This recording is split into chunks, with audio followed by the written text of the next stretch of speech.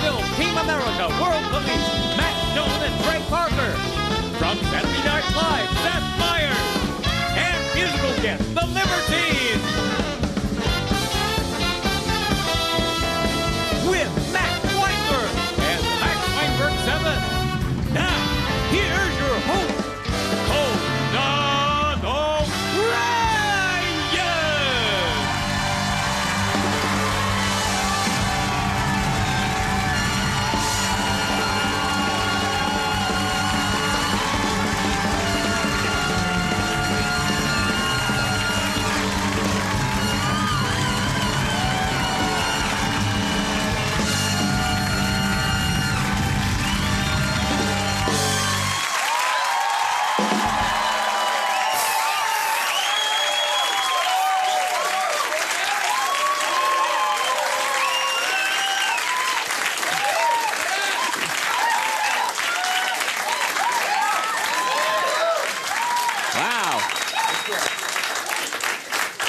That's nice. I love you too, sir. That is why people love running for stuff. It's really fun when people are applauding and you're going like that. It's really fun. All this power rushed into me right there. I forgot that I was just a professional ass for a second with a goofy TV show, and I thought I was moving this country forward, yes.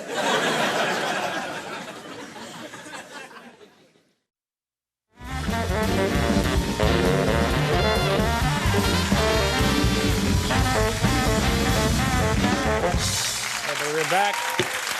My first guests are the creators of South Park, and beginning Friday, you can see their new film, Team America World Police. Please welcome Matt Stone, Trey Parker.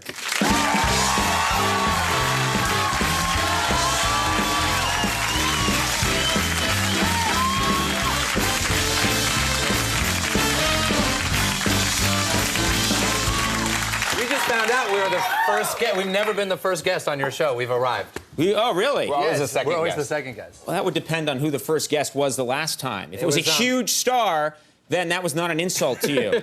It was John Linguinzamo. You don't even know his name. No. He was Al Roker's brother. Right. Dick Roker. He's a good weatherman.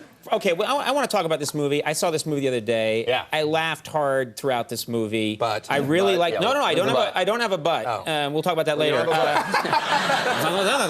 But first of all, I was a big fan of the Thunderbirds show when I was a kid, and which used marionettes. Yeah. And what I love, first of all, is that you guys obviously have the technological expertise to do a lot of fancy stuff with the puppets, but you don't. You actually see the strings on the puppets throughout the movie, and what I love is that there's a lot of cool visual stuff in the movie, but when the puppets have a fight, you just have them kind of mash up against each other and go like that, and that was just killing me. Well, because we found out that the whole idea was, like, make a Bruckheimer movie, but make it with puppets, right? So we quickly, we started shooting these scenes with puppets, and we had them do all this stuff, and they would really just kind of mash together, and they couldn't do their lines very well, and they couldn't even really look at each other. Right. And then we would get it edited, and we'd go like, oh, this doesn't look very good. But then we put Bruckheimer music behind it, and it looked just like Armageddon. Right. Well, and it's as believable, now, one of the things is there's I will say this, and I mean it. I don't mean it in a negative way. It's the filthiest puppet movie I've ever seen, and I've seen all the filthy puppet movies. I made it my life's mission.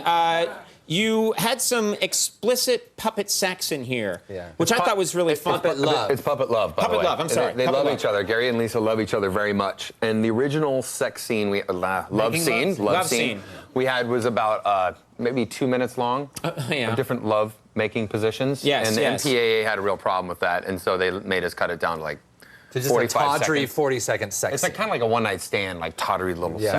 Right. So they're the ones that are responsible for making it seem more tawdry. It used to be more lovely. There's also the longest scene of a puppet vomiting that I've ever seen, and it all works for the plot, but the puppet, there's a puppet that at one point has too much to drink and then that scene really goes on and on. It goes on for about 87 minutes, but it was just cool because you could have a puppet. Obviously, it had a hollow inside, so we could fill it with as much vomit as we wanted. Don't ruin it for me, man. I want to believe that it was really throwing up. No, he really was. That puppet got really drunk and started throwing up all over. Yeah, well, it proves one of my long-held beliefs, which I think a lot of people have, which is sometimes something can be kind of funny, but then it goes on too long. Yeah, it's but not if you funny. keep, and it's not funny, but then if you keep going, magically it comes back around again. It comes back around. And he's funnier than anything you've seen. And then you go even further, and it's not funny again. And I think that's what we've pulled off.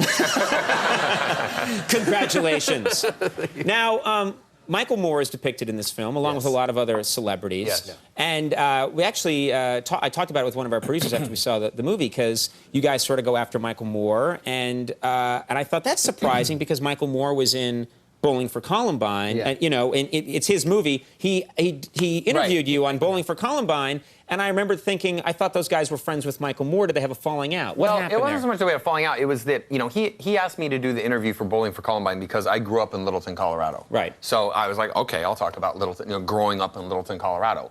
What he did that made us a little angry is he put an animation that is right after my piece in Bowling for Columbine that's very South Park-esque in its look.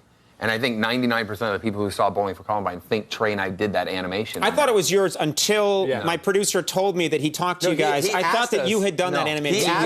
He asked us if we would do an animated thing for him, and we were like, you know, we grew up in Colorado. Our parents have guns. You know, it's just like, you know, whatever. And so I'm wearing a gun now. Yeah, exactly. I mean, it's just accepted. We strongly believe in guns. We always packy, man. So then he kind of did it anyway. So then later, when he did Fahrenheit 9/11, people were like, well, Michael Moore kind of lies and manipulates to make people think certain things. We're like personal victims of that. so we basically decided to make it into a puppet and blow him up. I mean, he didn't explicitly say Matt and Trey did this animation, but he made it look like it, and that's what he does in his movies. Is he uses, you know, two images put together, and he creates meaning where there is none. And he's fat.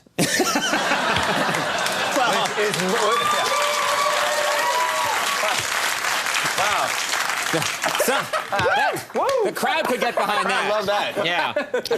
Yeah. Kim Jong-il is a character in this movie. Yes. And is actually a very funny character in the film.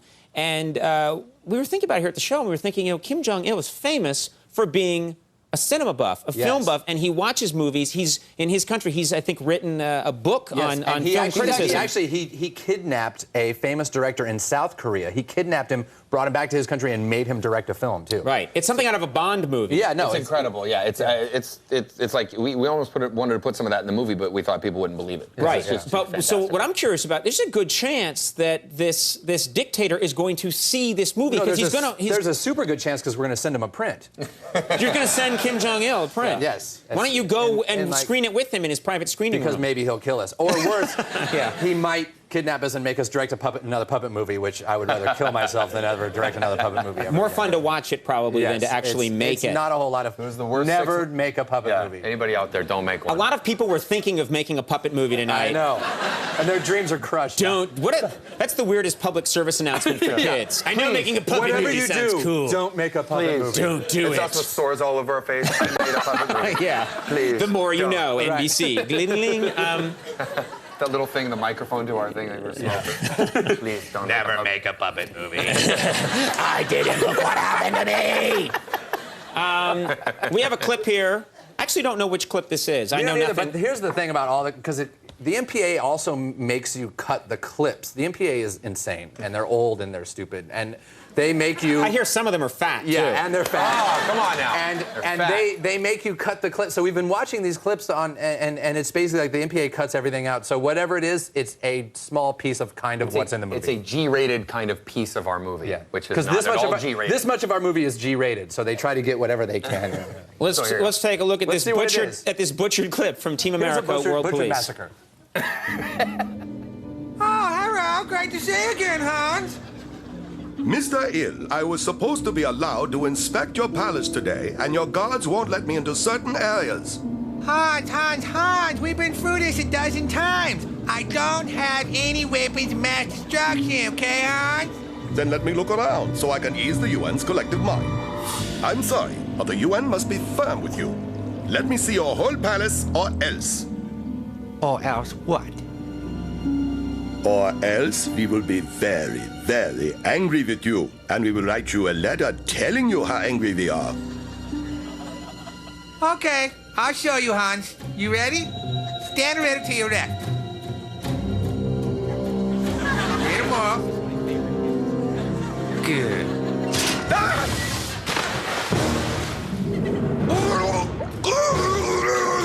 There you go, Hans Briggs.